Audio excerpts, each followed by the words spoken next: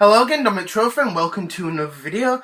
And this one is going to be something video game related, and it's been a bit of a topic I've been thinking about for a while. Now, my previous video I did about was HD remastered and all that sort of stuff. You know, as well as digital only consoles. And one topic I was thinking about, and I was actually talking to a few people about this on YouTube and stuff, and that is region locking. What are my thoughts on region locking? Now, for those that don't know, region locking, or region lockout as it's known, is basically, obviously, you know, basically, it locks you to a certain region that you are in. So we've seen this with DVDs, VHS, Blu-rays, and even video game consoles. Now, certain video game consoles we've seen over time have been region locked, meaning that you are unable to play games in that region. So, for example, with me, if I buy, for example, a Sega Mega Drive, or Genesis as it's known in America, if I buy one of those, it's region locked. So, the way to actually play, you know what I mean, games is obviously in your region. I know back then a lot of cartridge consoles had cartridge adapters, which were region adapters, allowing you to play games from different regions, and that's how they did it. So that's how you do it. So with region locked consoles, if you are in the PAL territory, which is for us, like me, for example, the UK, Europe, and Australia, they are unable to play. They are only able to play games in those regions. So, for example, if I'm in the UK, which I am, and there's a game that's only released in Australia, I'm able to import that because it's the same region. But if there's a game that's released, for example, in America or Japan, I'm unable to do that. So a lot of people end up buying, like, free systems just to play those games, which is ridiculous, you know what I mean? So, with cartridge game consoles, you know, everything from, like, the Atari to the Nintendo 64, all had basically a region lockout, and the only way to do that was to basically buy a cartridge region adapter to do that. Now, I don't know about the Atari, those consoles in the 70s and 80s, so I just have to blank those out. But everything from, like, the NES to the N64 all had cartridge adapters, which allowed you to put the adapter in and put that other different region game in, and that's how it played it. The Master System, for example, is actually region free, which I never knew that until later on. But everything from the NES, Super Nintendo, N64, Mega Drive, 32X, I'm trying to think now, 7800, Jaguar, those sort of consoles, and even the TurboGrafx, are all region locked, and you cannot do that. You know what I mean? You can't play the consoles games from different regions. So a lot of companies made adapters to do that.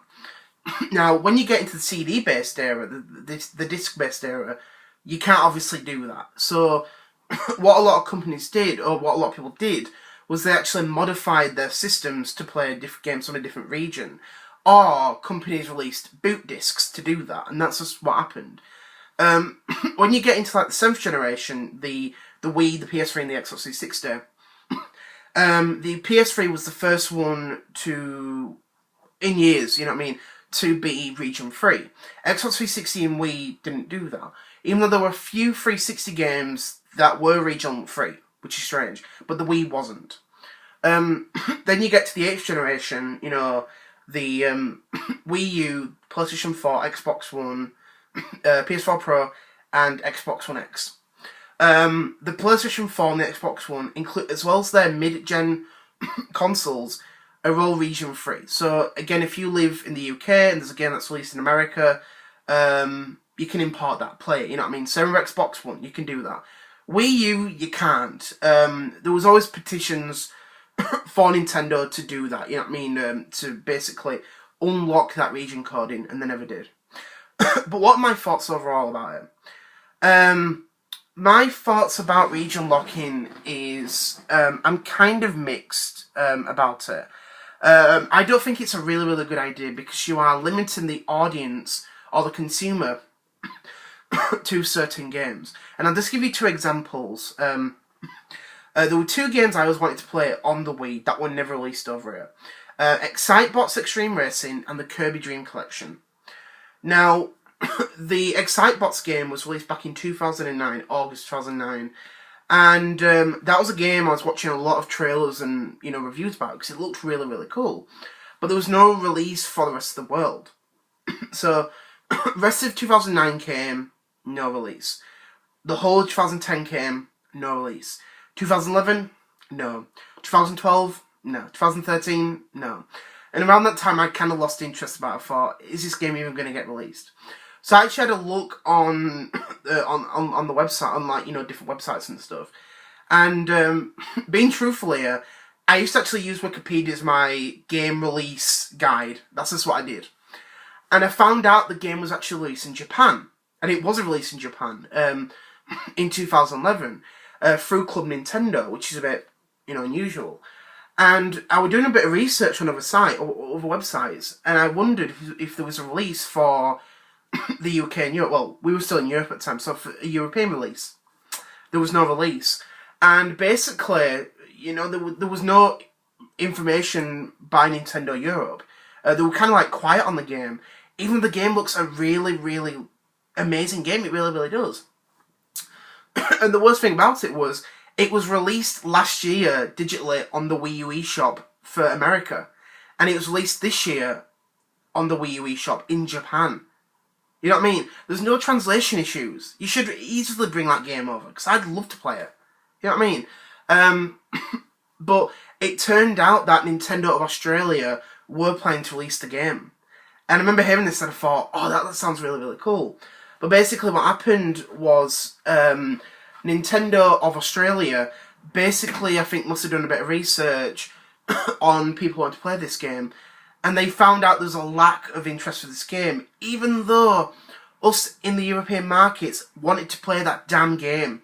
To this day, after 8 years, I'd love to play that game, but the only way to have to do that is to either import a Wii from America and the game, or import the game and modify and hack my Wii. My Nintendo Wii, you know what I mean? I'd have to hack and modify it. You know what I mean? Just to play one game. It's ridiculous. And the other was the Kirby Dream Collection, which was one a lot of people did want. And this was a really, really late Wii game. It was released in July 2012 for Japan, September 2012 for America. But Nintendo of UK and Europe were really, really quiet on the release. And I remember thinking, I thought, is this game even going to get released? Because I was ready to drop that money on the table and buy that game, because it was something I was interested in buying. And I remember thinking, for whenever it comes out, you know what I mean, my money's there. 2013 comes. No release. And it got a lot of people questioning about it, thinking, is Nintendo even going to release this game? 2014 came. Nothing. And basically, nothing ever happened from that. I think there was... I don't think there was any interest of Nintendo UK and Europe even bringing that game over. Even though there were so many people wanting it. You know what I mean? And I still don't understand why Nintendo thought like that at the time. I would have... Again, as I just said, I would have put my money down. A lot of people I spoke to on, social media and even YouTube said the same thing. It's a shame that game was never released. Even a lot of Australians said the same thing. It's a shame. But to play it, you'd have to hack and modify your Nintendo Wii. It's a shame. But one thing I'm happy that Nintendo's doing with their current generation console, the Switch, is that it is region free. And that is a good thing, because you are not limiting your audience to that game. I know why a lot of companies do it, in these past few years, because they want to buy games from their own region and they get that profit. If they import a game from a different country, they don't see the profit on that, you know what I mean? But thing is, region free is just more important, as people say the same thing of backwards compatibility. Or forwards compatibility, you know what I mean? It's a really, really important feature. Because if you tell people that your console is region free, it gets sales up, it really, really does. I felt the same way with the Mega Man Legacy Collection for 3DS. I was going to import that from America, but I remember thinking, it's region locked.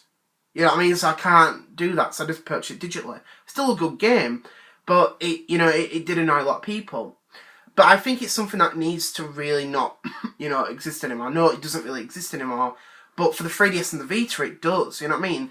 Nintendo handhelds, everything from the original Game Boy to the DS Lite, has been region free. So what made him change with the DSi? You know what I mean? I still don't understand that. I really, really don't. And I agree why a lot of people feel the same way, because having a region lock system limits you on certain games, as I just said with Excitebots and Kirby Dream Collection. If the Nintendo Wii was region free, I could easily import those and play them, but I cannot. You know what I mean? Because there's so many great games released in certain regions. I think everyone always says Japan gets a lot of great exclusives that people want to play. I think the 3DS had a lot of great exclusives in Japan that look interesting.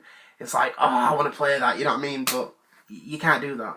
But I'm glad that Nintendo's finally, done that. But when you've got people petitioning, to make a game console region free, that shows you how much dedication people have. A lot of people might think it's stupid, but that shows you how much interest there is for that, that product and the feature. Sorry, because again, there were so many Wii U 3DS region free, petitions out there, and this is why a lot of people create these region lock hacks and stuff. People literally hack and modify these systems just to play certain games, which is crazy. You know what I mean? But that's just what happens. It really, really does.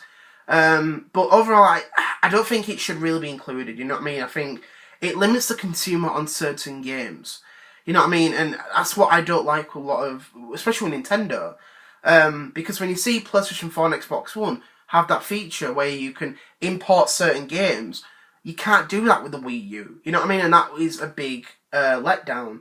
And I think even like with like the eShop and stuff, is that you cannot purchase games from America or Europe. Whereas on the Switch, you can create an account for a different region and purchase games that way. That way, that is smart thinking. But Nintendo, you should have done that a long time ago. You know what I mean? You should have done it around the time the 3DS came. You should have even done it when the Wii came out. You know what I mean? But you know what I mean? You win some, lose some, and you learn your mistakes. But it's a feature I think that should be included. And as I said, you've got to think in the modern, day way. You can't think like it's the 1990s or 2000 all over again. You know what I mean? So it hurts your consumer, but it's good to see that Nintendo's finally moved on with everyone else with region-free system, with a new region-free game console. So that's my thoughts overall on that. I just want to say thank you very much for watching. I hope you enjoyed this video, and I'll be doing another one really shortly, a little sketch. Alex Francis will be coming back for that. So I just want to say thank you very much for watching, and I'll see you all later. Bye.